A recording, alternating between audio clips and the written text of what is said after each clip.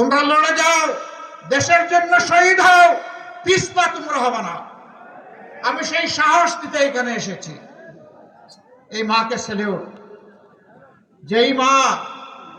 যেই মায়েরা এই ধরনের সন্তান জন্ম দিতে পারেন, ইনশাআল্লাহ এই বাংলাদেশ পথ হারাবে না। আমরা আপনাদেরকে সাক্ষী রেখে পরিষ্কার বলছি, আমরা জামাতে ইসলামের বিজয় চাই না।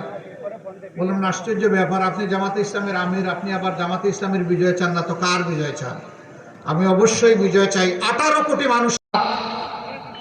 এই নির্বাচন 1400 শহীদের রক্তের উপর দাঁড়িয়ে নির্বাচন। এই নির্বাচন 34,000 আমাদের ছেলে মেয়েদের পঙ্গুত্বের নির্বাচন। এই নির্বাচন আয়নাগরের অন্ধকার যুগের অবসানের পরের নির্বাচন। এই নির্বাচন জামাতে ইসলামী সহ সকল তৎকালীন বিরোধী রাজনৈতিক নেতৃবৃন্দের দুনিয়া থেকে বিদায় নেওয়ার পর শহীদ পরিবারগুলোর হাহাকারের অবসানের নির্বাচন। এই নির্বাচন অতীতের 54 বৎসরের যে রাজনীতি ফেসিবাদ তৈরি করেছে, সেই বস্তা পচা রাজনীতির কবর রচনার নির্বাচন। অতএব এই নির্বাচনকে নিতে হবে সেই দৃষ্টিকোণ থেকে ইনশাআল্লাহ।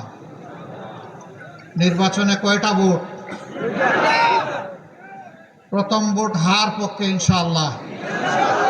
হা জিতলে বাংলাদেশ জিতবে, হা পরাজিত হলে বাংলাদেশ পরাজিত হয়ে যাবে।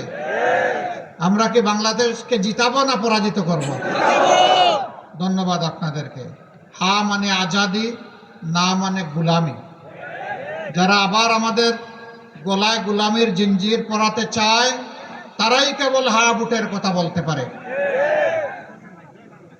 না বুটের কথা বলতে পারে। অনেকে আছে হাও বলে না, নাও বলে না।